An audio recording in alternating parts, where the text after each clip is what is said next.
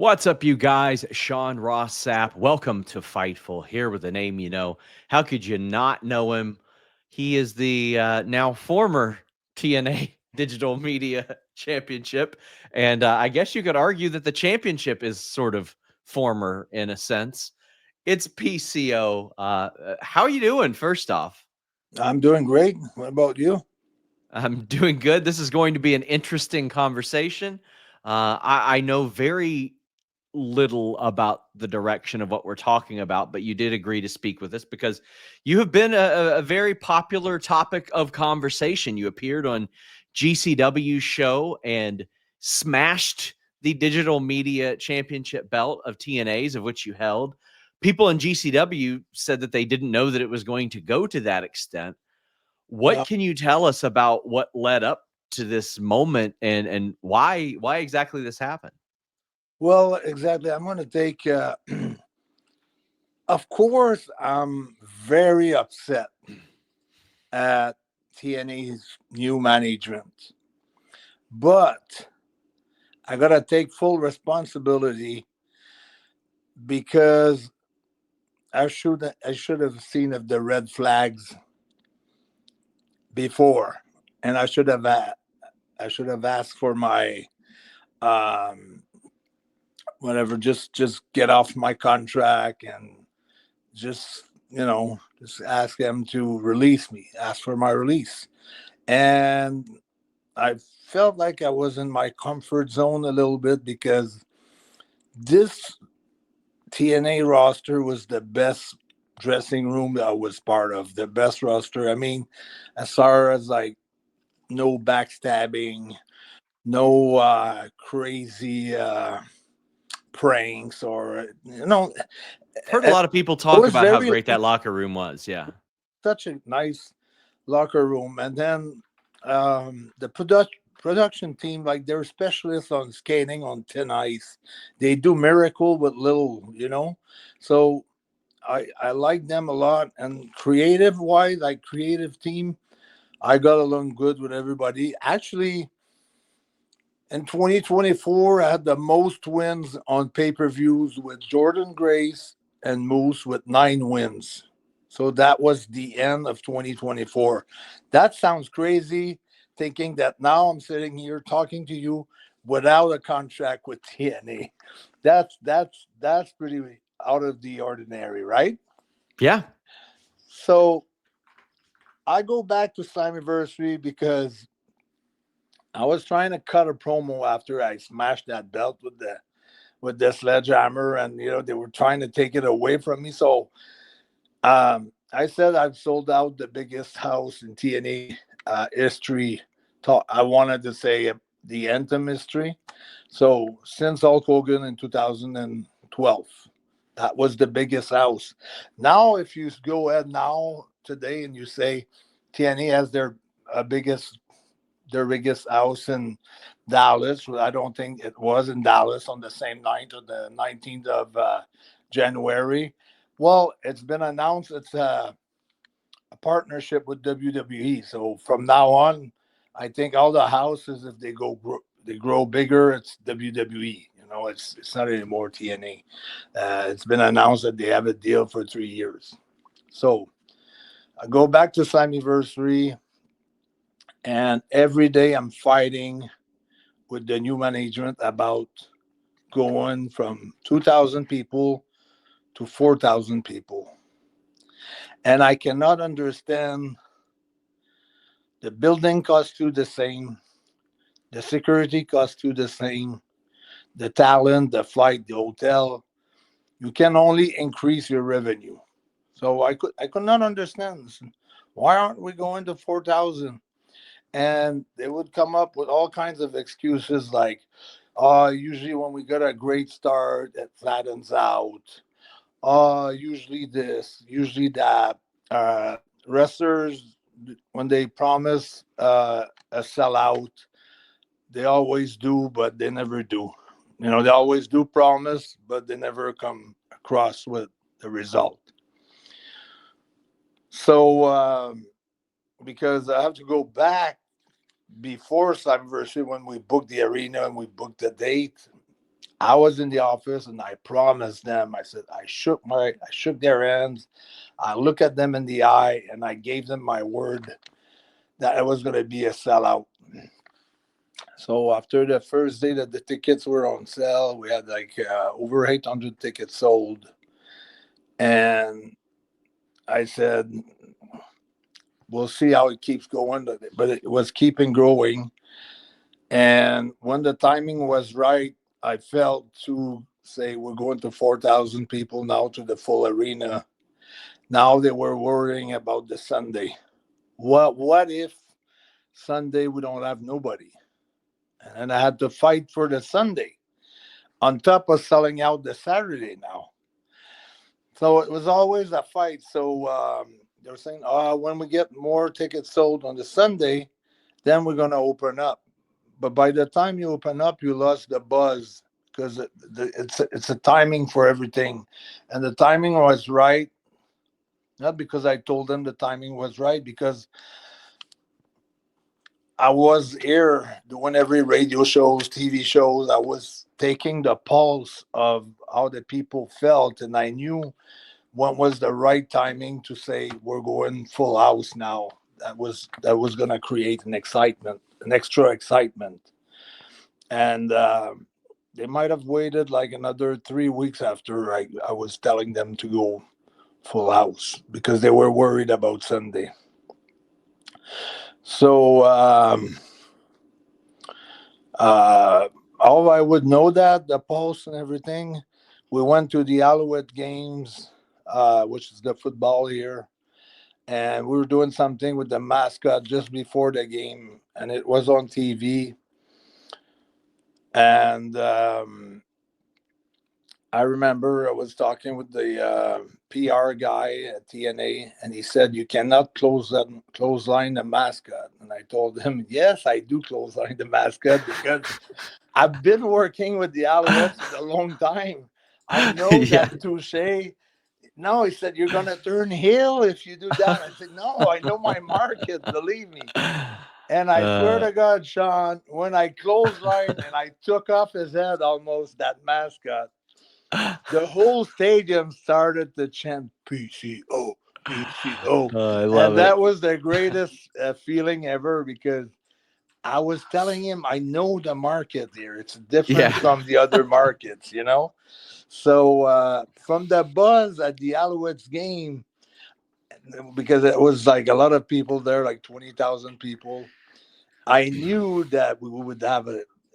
I was telling the PR guy, you don't hear them, you don't hear the excitement, like how the people are involved. So so that's where I'm talking about red flags. I felt like I had no help. I felt like I was kind of left alone.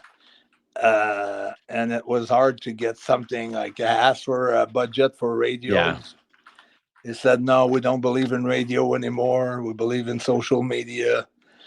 And then I said, well, I see traffic every morning back and forth, because I'm in the traffic every Yeah. morning.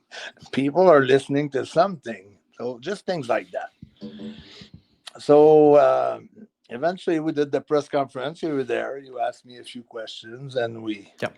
we delivered. It was a hell of a house, right? It was good. It was. It was great. And also, we always lose a little bit of the atmosphere with the production. There's something that's Mhm. not like WWE.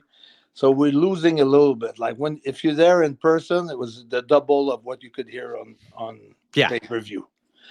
So it was and it was the first time that I saw so many. I mean, first time in a while I saw so many journalists and people from the movie industry, Quebec movie industry, or shows, or um, all kinds of comedians and radio hosts and TV hosts. So it was good.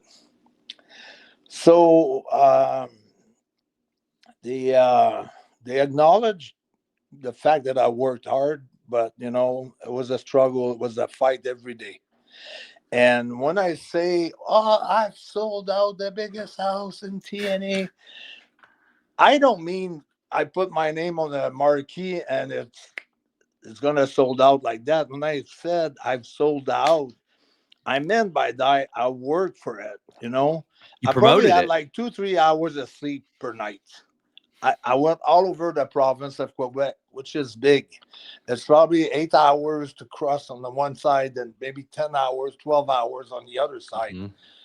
And I did every little place, and we did contest drawings. We did pop up, meet with the fans everywhere, meet and greets, all kinds of things. Like I said, the football, the soccer, we did also the basketball, the face off, all kinds of things I did, you know, radio, morning show, the return, afternoon shows. I did the on region and in Montreal itself. So when I say I've sold out, that's what I did because I worked my ass.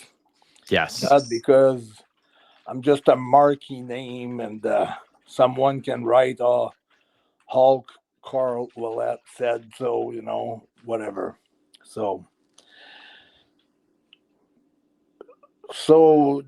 they gave me a bonus, and I said that's cool. With that bonus, I will be able to pay the team that helped me out to, you know, do the work and everything. So I was able to give money to people that really help me out. Sold out the arena, and it was a lot of work into it. So Yeah. we go in November November 8th and 9th in Fayetteville. Yeah, I'm just looking at my note because I want to make sure. Yeah, it was November 8th and 9th. It was in Fayetteville, North Carolina for TV tapings. And I see the vice president, and then, you know, we talk about my contract for 2025. And it's like, yes, Carl, for sure. Will resign you. Then I lay down the foundation. I said, pretty simple and clear. I said, I'd be happy, you know, if the same salary and the same condition Yeah. uh, as 2024. And for the inflation, maybe just, you know, just bump me to better seats on my flights or something like that. He said, yeah, sure, sure, sure. And I said, just work on the contract and send it to me so I can sign it and then return it to you. We can countersign and everything. So then on the 29th, it was WrestleCade. Uh, WrestleCade I had to miss because I have like a lot of personal issues and family personal issues that were really, really serious and really bad. So I couldn't go to WrestleCade on the November 29th, and got a text message from the management. Hey, Carl, just checking in. Missing you at WrestleCade. So that was like kind of cool, you know. And then uh, it was hope everything is well in the family. So nice message like that. So I'm pretty confident. After that, it's the last show of the year, final resolution, December 13th, 14th. So I get there. So I called before. I said, what about the contract? They said, we'll discuss that on the 13th in Atlanta. So I get to Atlanta. I see everybody coming in and out of the uh, the office, and I see some people quitting. And it's, you know, it's pretty. It seems to be like a tough day. So I walked in, and they told me what we discussed. In Fayetteville, we can't do that anymore. It's going to be a different deal. So From the one that they had Yeah, from originally the one pitched to in you. Fayetteville that they changed it. So we already shook hands on it. And for me, I'm like very old school, like a handshake. You give me your word and you look at me in the eye. For me, it's a done deal. It's a promise. Especially if you say I promise you, it's even more of a promise. So I'm surprised, but I'm listening, and then I can't believe what they're changing the deal to the new one. So I said I don't think I can accept that, but I'm gonna think about it tonight. I'll be back with my answer tomorrow. But one thing for sure is I would like to give I would like for you to give me your words that, and it was something totally not about money. I cannot disclose what it is, Mhm. but I say I need you to help me out with those papers. It has to be signed by the company, and they said, of course, Carl, with everything you've done, Montreal and everything, it's impossible for us. And that was just for the extension for me to go drop the titles on the 23rd in San Antonio. So that was just on the promise, like besides the money. And I shook hands with them, and they promised me, like big promise, that they were going to take care of that. And on top of that, I worked that night. I came back for the next show, the next TV taping. It was the pay per view that night, so I worked, even though my head was not all there. That's the kind of business. And on the Sunday, just almost before going to the ring, I said, I'm willing to lower my money and to be paid for all the shows throughout the years. And I, So you were willing to accept less money but more yeah, dates, that yeah, way to even it out. yeah, Okay. yeah. And then so they said, "Oh, it's important for you to be on TV." I said, "Yeah, money is TV equals money too. Like Mhm. it's a good production. I'd like to be featured on the show, and so far, you've been taking care of me very well, and I'm hopeful that 2025 will be as good." So we shook hands again, and that was the last time. So that was like the third time, plus the other side promise, the day before that was so supposed still to be there. So we were cool for 2025 for a full deal now for a whole year. And I took a pay cut. So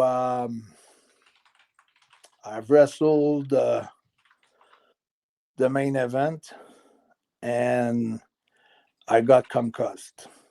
Mm. So I'm trying to get my sense back. And, I gave my body, like, I gave everything I had, like, for 3 years there. I took bumps on the cement floor. I took bumps on the stage. On the side of the apron. Everything to, please the fans and give a great show, and to have that chant, he's not human. But it's not to have that chant for me, but it's for the people to have like that sort of entertainment, and just I like give it all. I'm so passionate about this business. I showed my passion also by selling out, the way I told you I sold out. And also I have to be frank with you. I couldn't have sold out if the production was not a good Yeah. production.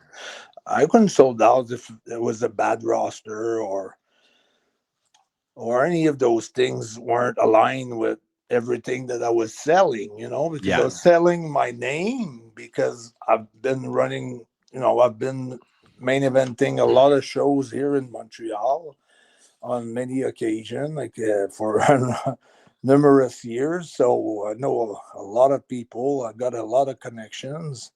And of course, my name was the big thing, but I mean, I couldn't do it on my own. I'm not crazy.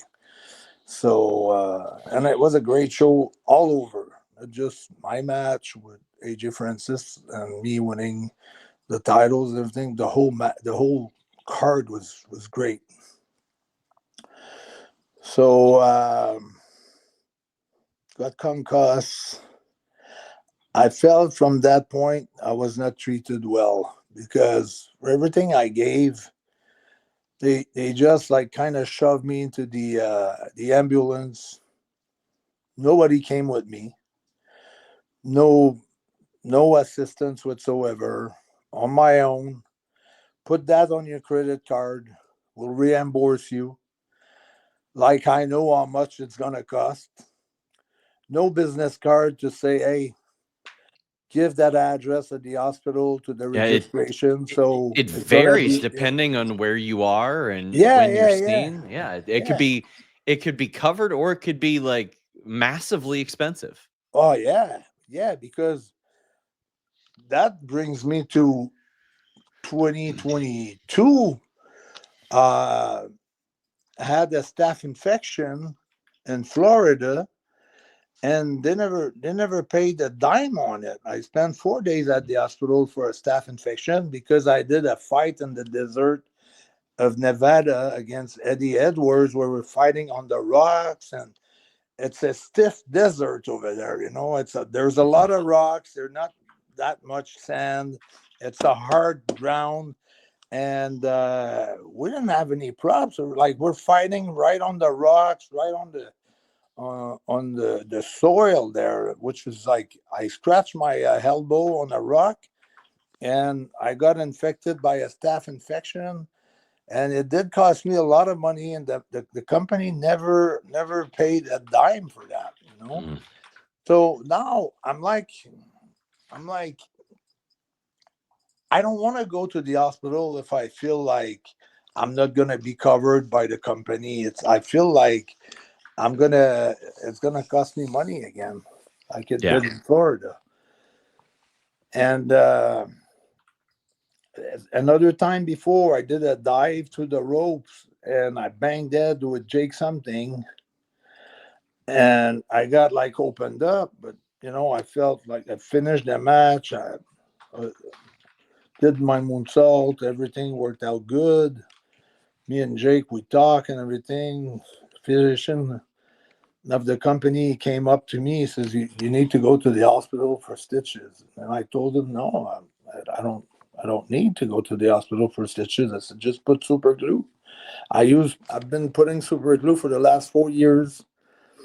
Nobody said anything. That night they wanted me to go get stitches at the hospital, and eventually he put super glue, and then after he put super glue, and I showed the pictures how I healed up like in 4 or 5 days, and everything was good. I was asked to go past a medical.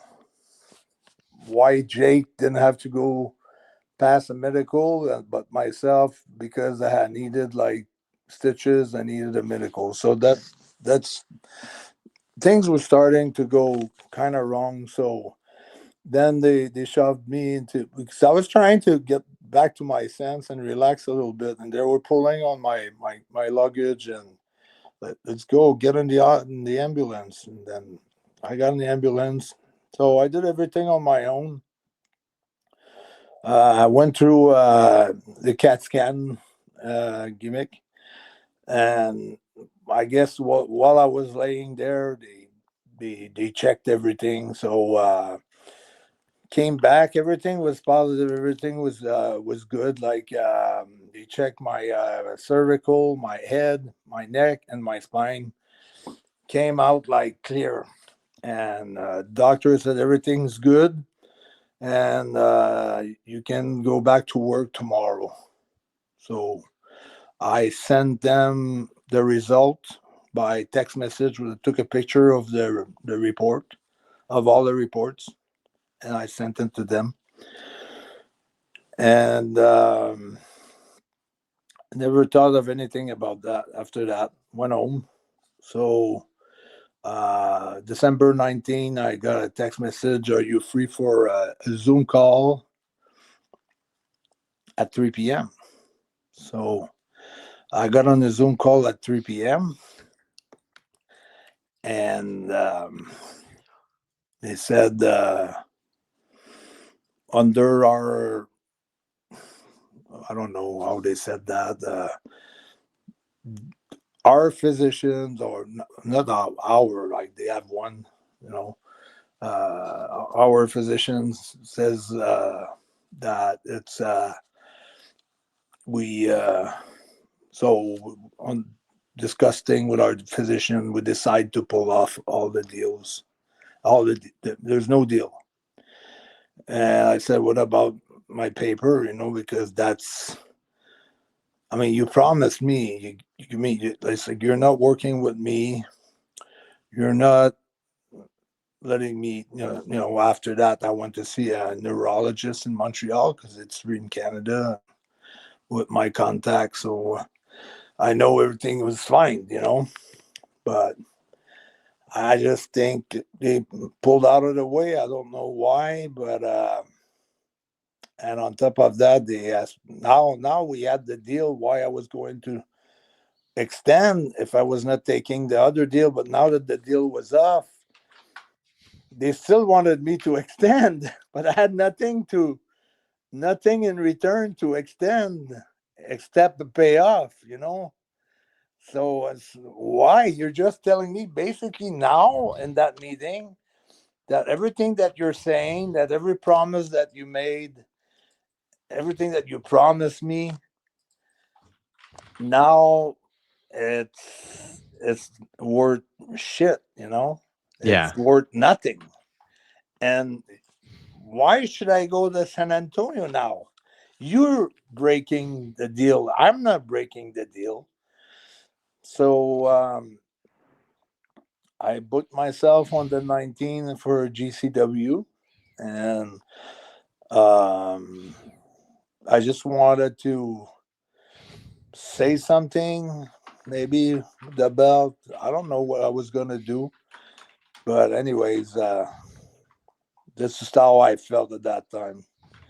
I felt I was, yeah, anger.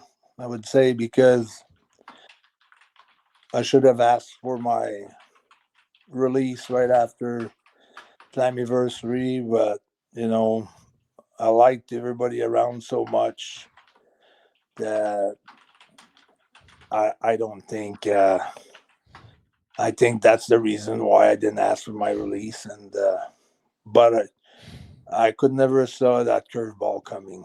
I could never imagine it in a million years. Seriously, it took me by surprise, but I was able to live with certain things. But there's some promises that were made that I was not able to over that fact. And yeah, obviously, there's a lot of things that I cannot say, on Sure. the medical side and things like that. But I have my point of view, and I'm I'm very disappointed of how everything was handled by the new management. And that's what I said, that Scott Damour was the architect of that locker room and the architect of that production team and the architect of the launching of TNA, in 2024 at Hard to Kill. And I felt like they ran on his gas and they ran with it because they had great talent. But eventually, two riders, Jimmy Jacob left the first one, and then Robert Evans left. Robert Evans Hmm. left. They both left for AEW. Uh, and then some other people start leaving, and you could see that maybe something was wrong, but you always hope that you can make it right. Yeah. So I felt that it was justified on my behalf because they work with me during the Verdun Auditorium. They know how driven I am. They know, like, if you put obstacle in front of me, I'm gonna go through them, no matter what it is. How passionate I am for this business, and how much I want to succeed. And for me, not doing anything was like, I'm not just a piece of carpet that you can walk on. You know, I felt I had to stand up for myself. That's all. Yeah. And how has the reaction been from the company? Have you talked to anybody there since all this is Well, unfolding? that's the other thing. After they said that, they pulled everything off and everything. Uh, me and Tommy Dreamer had a conversation on the 27th of December on was a Rhino show in Detroit. Hmm. And the next day, like, I did everything there, all my crazy stuff and everything. I tore the house down for Rhino's promotion, IWR. And after that, me and Tommy had a discussion. I texted the vice president about maybe an idea. Well, even on the 19th of January, which was like a month after the Zoom call and 3 weeks after my talk with Dreamer, even if I texted them and they said we'll talk to you next week and we'll figure out things, I still had no communication whatsoever. After the 19th of December, I sent one text message. I got a text back saying we'll talk next week, and after that, we never talked. So all the way to my day on the 19th of January at GCW, I still had no talk for the 23rd of January in San Antonio. So So then, I thought that was hey, that's enough BS right now, you know. so And that then was, what happens. We saw it. yeah, You had a match at GCW, and you smashed the TNA Digital Media yeah, Championship. They have claimed that it was a replica. You have sent me pictures of this, like you've shown me, like that it to be an actual title. yeah. But GCW has claimed to me that they knew you were going to do or say something, but they didn't know it was going to be the extent of that. Is that accurate? Yes, it is. They didn't. No, I don't think they expected me to say something. Maybe in their mind they expected because they still there was still no communication until then, so they probably knew like I was gonna say something. And you know, when you talk to a couple of friends, it's a small word. They talk to other people, Sure. and maybe they had words that I was gonna do something, but I never, because this thing just came out of the blue. It's just a last minute thing.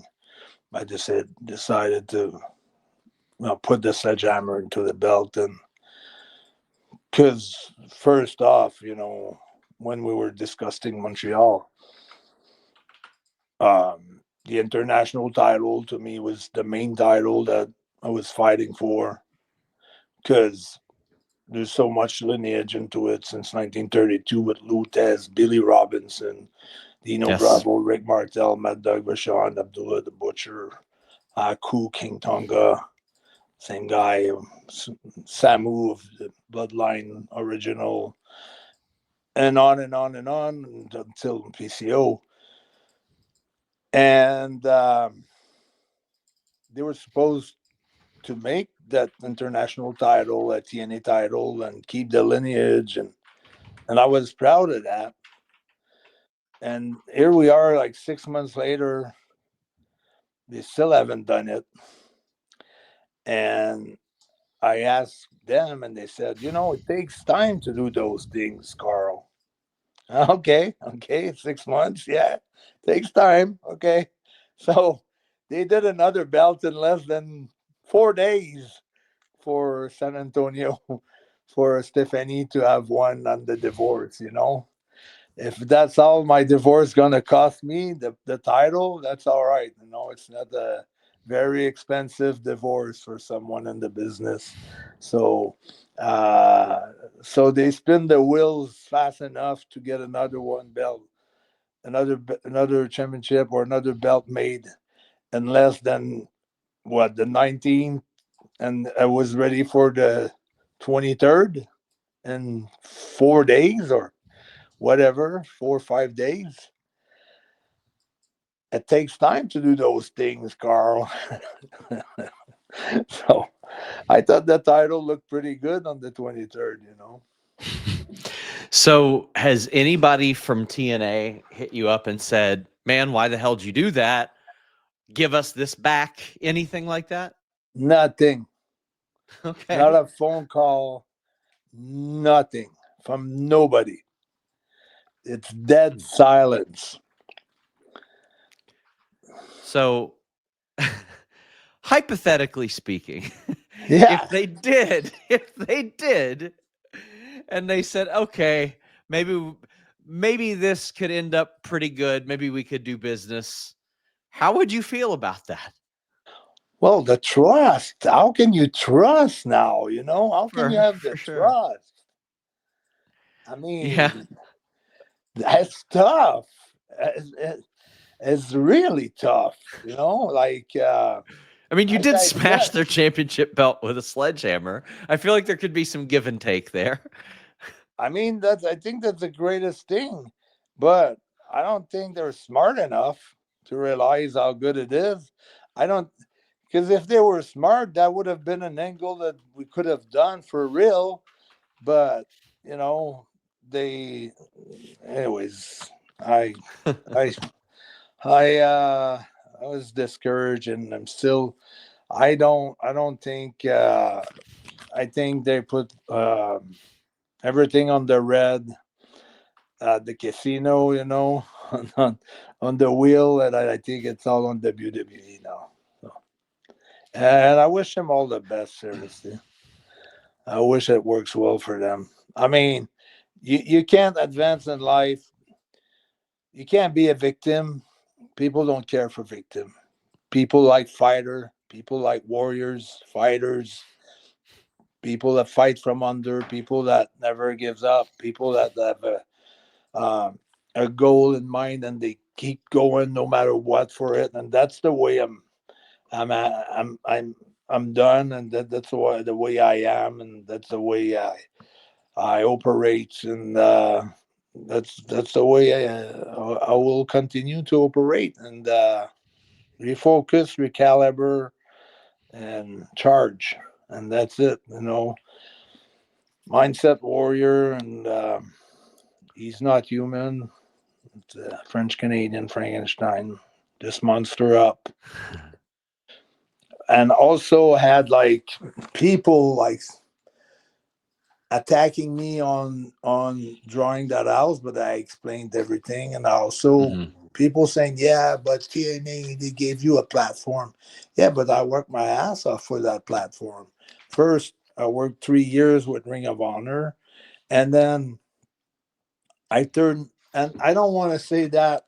I don't want to brag about when I say I turned down AEW 3 times. Not that I wanted to turn them down, Mhm. but the first time that they reached out to me was October 2018. That's a long time ago. Would love to have you on the big matches. Can can uh, can you save the following? That was May 25th, Las Vegas, August 31st, Chicago, October 1, New York City on a Tuesday. That's one of the text I got, from AEW. And then I had another one on the November And 29th. was that it? You said that was in what, 2018? Yeah, October Okay. 2018 for those show and those dates. So they And they had even they already knew what they were doing in October the next year by yeah, then. yeah, Okay. they knew after All In, I guess, you know, Yeah. I guess. So, uh, and then also they said keep Memorial Day open. So Okay. that was in 2018. So, uh, That's when they're first putting their roster together and yeah, making it a yeah. reality. And I believe you were under ROH contract at Not that point. yet. Not yet. Okay. It's gonna come. Uh, and then November 29th, 2018. Okay, they texted me. We would really like with you in 2019 and beyond. Um, we want to make you an offer, a money offer on the sidebar. A match should be you and Kenny Omega. Okay. Yeah, and and then that was November 29th. November 27th, I was at St. Clair. I visited, they flew me, ROH flew me from Montreal to Baltimore. I, they had me going throughout all St. Clair with the president, the general manager, Greg Gillian, Delirious, the booker. We spent a whole day together. Then they showed me their dojo. I was there with the students and everything. I've seen everybody, all the higher management and everything. And when I left Baltimore, me and Joe, we shook hands on a deal. And I told him, I gave him my word. He said your phone might ring now and it might have some other offers. I said I'm happy with the offer. I can promise you that this is like a contract to me. I'm gonna shake your hand. You can sleep on it. And then a couple of days after the 29th, uh, that's when AEW wanted me. And and after they offered me everything I told you, I said, I'm sorry guys, I just signed. And I hadn't signed, but I gave my word. I said I gave Hmm. my word. I would be not fair to ROH.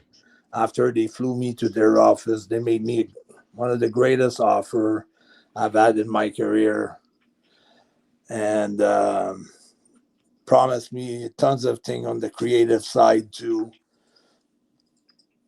And I didn't know at that time that AEW was going to become big like they are now. They didn't have the TV deal yet at that time, remember? So I worked for ROH for 3 years. Awesome money. Awesome, awesome money. Then TNA called me when they were done because after the pandemic, they had to close down. And I started right away with TNA. So I did 3 years with TNA, but also during that time, I had other offers. April 20th, 2022, uh, Carl, Tony Khan, wanted to bring you in May 11th, Long Island, New York. I said, I'm under contract with TNA. They don't want me to go. I mean, I can't do it. I'm under contract. I'm signed. I'm not just a guy who shows up here and that. And then on November 3rd, 2022, I said, hey, Carl, we just asked TNA and Scott Damore if you could work uh, the big Chicago show, which was what, November 23rd? Yeah. Believe so. Yeah. And uh, I was under contract with TNA, and I told Scott, unless you can organize some sort of a trade to let me go work there on national TV, I'm going to respect, TNA's decision, Yeah. and but I ran everything by TNA. You know, I never put my ego in front of the company and said, no, I don't care about TNA anymore. I can have a national TV, and I'm going no matter what. You know, so I didn't do that, and so and then I had a few other phone calls, but sometimes like they would call me like just a few days before, but I was always under contract with TNA, so it was just for me and AEW. It was always mistiming.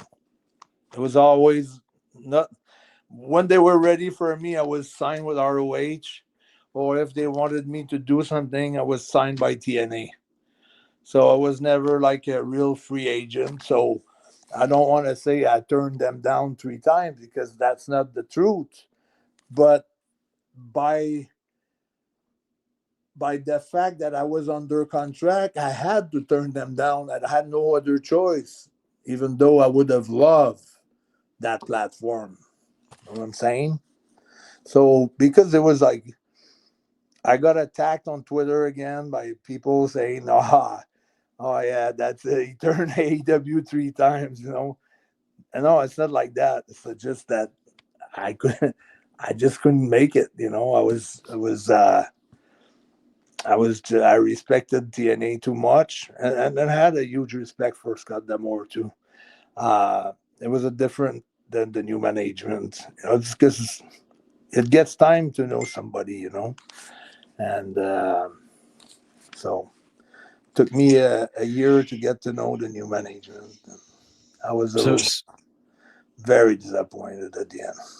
so how are you feeling now about your future, your direction? I mean, I don't think you're going to be hurting for bookings or anything like that. You're still very in demand.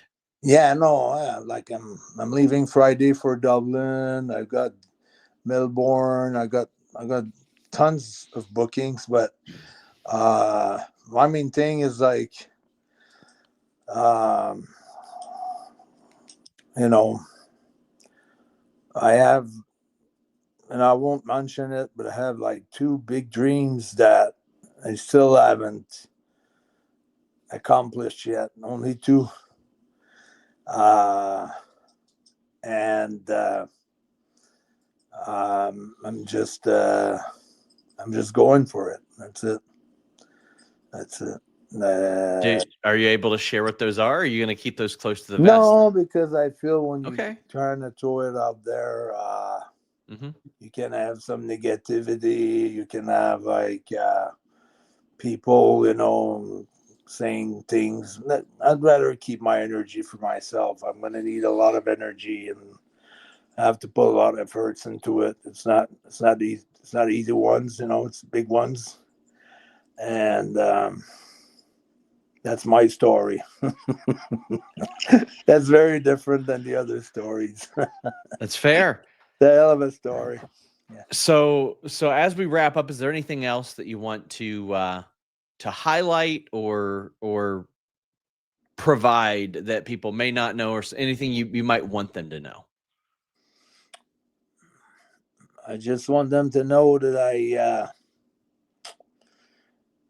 I did what I had to do. I have no regret about it. I feel very good about this. Uh, a lot of people didn't know. People bought tickets, let's say in St. Louis, to come to see me. It's not my fault if I'm not there, you know, because I had a lot of people touring like swears at me saying, I bought tickets for you. You're not even going to be there. You just smashed that belt. You're an egomaniac, blah, blah, blah.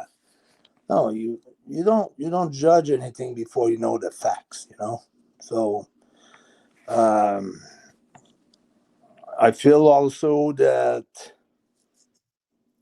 I'm in great shape, super healthy, good to go for a great run, you know?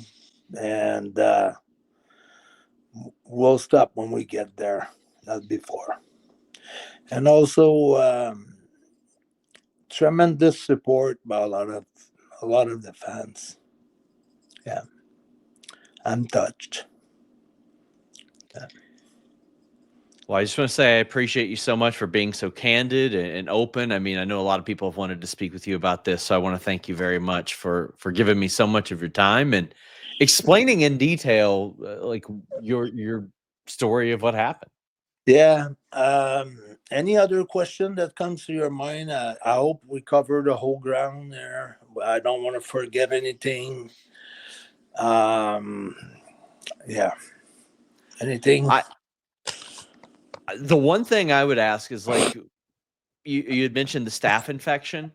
Yeah. Had that ever been a thing that you brought up to them? Like, why have I not been reimbursed for this? And if so, what did they say? Because they they would never care about the hospital bill before. That's a new thing that just started about before you'd go to the hospital or not. They wouldn't care about that. You know, it's just it just it was like almost like an indie company almost. But now for uh, I would say maybe after after Chris Bay got injured, everything got more serious. And it's almost to the point now where it's hard to break a nail. You know the way it Yeah. is, and I totally get it. But you're still running a wrestling business, and people are gonna break their leg. They're gonna separate their shoulder. They're gonna get concussed. They're gonna look at Bronson Reed. Might be out for a year because of Yeah. his ankles. And good friend of mine, and I was so disappointed when I saw that. Felt hurt for him. Hurt in a way that the fact that that was going to push him out of his run.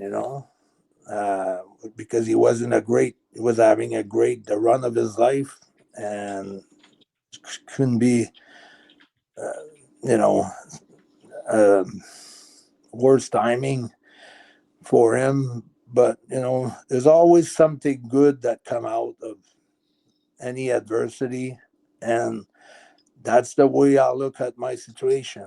I know something better uh, will come out of it, because when you fight and when you monster through it and you warrior through it, and good things happen. Sometimes it takes a while. It's a long tunnel, whatever it is. But I think maybe that's gonna open up more doors for me. And the thing that I wanted to make sure I clarified,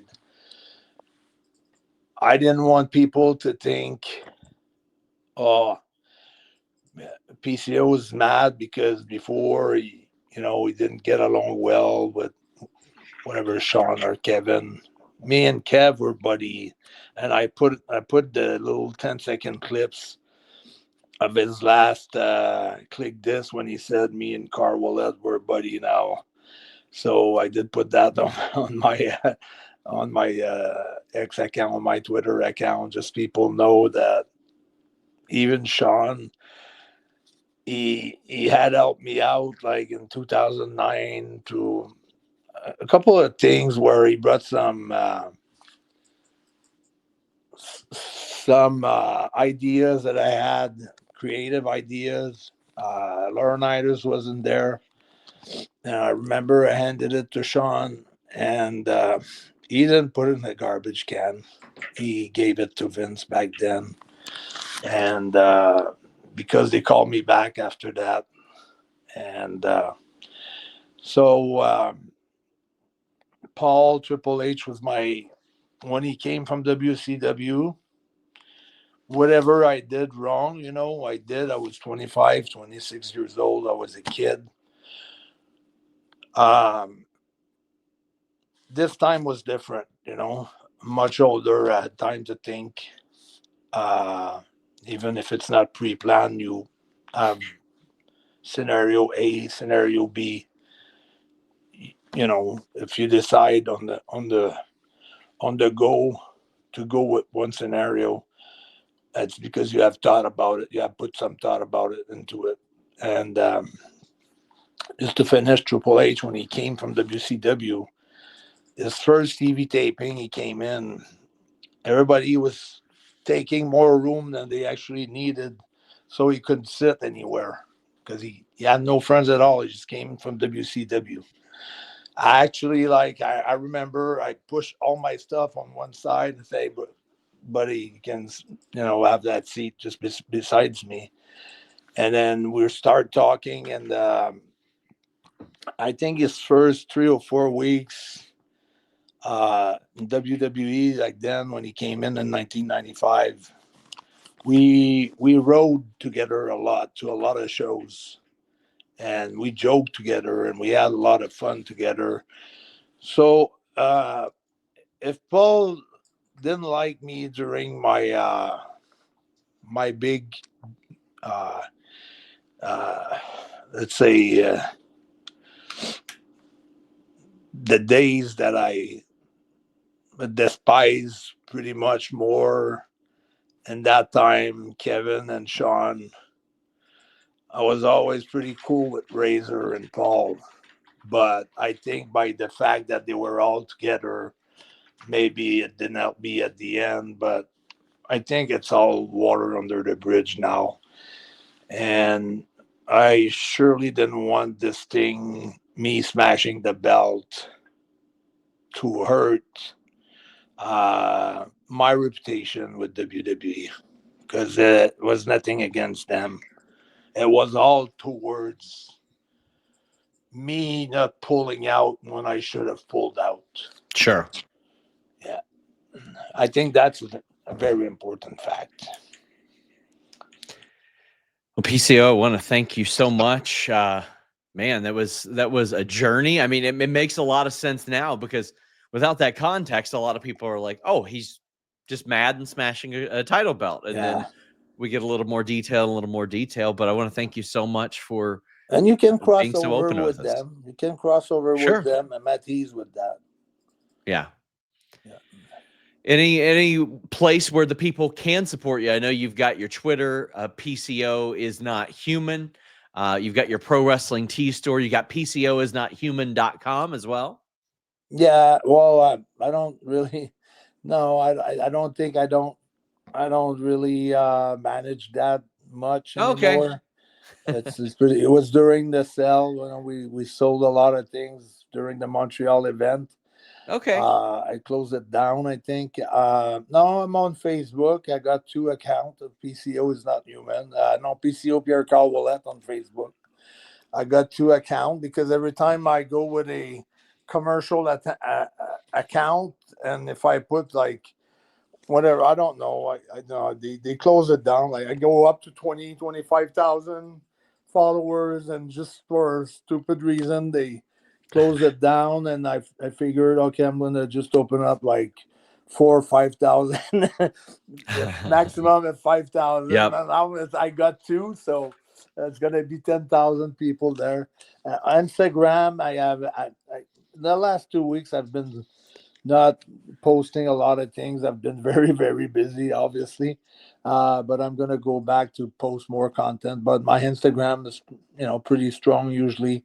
PCO is not human, and my 2 Facebook and my Pierre Carl Willette.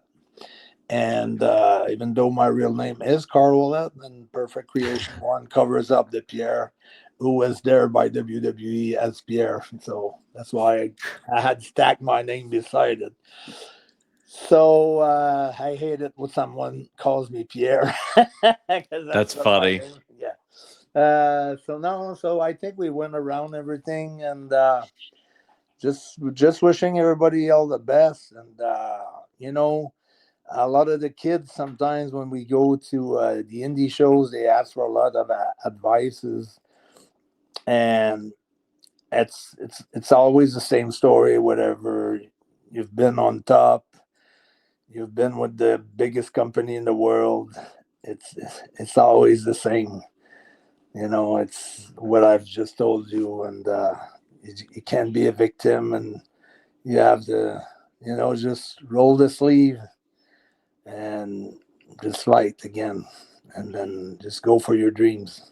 That's it. There's no other way around You heard it here, my friends. it. Until next time, we are out.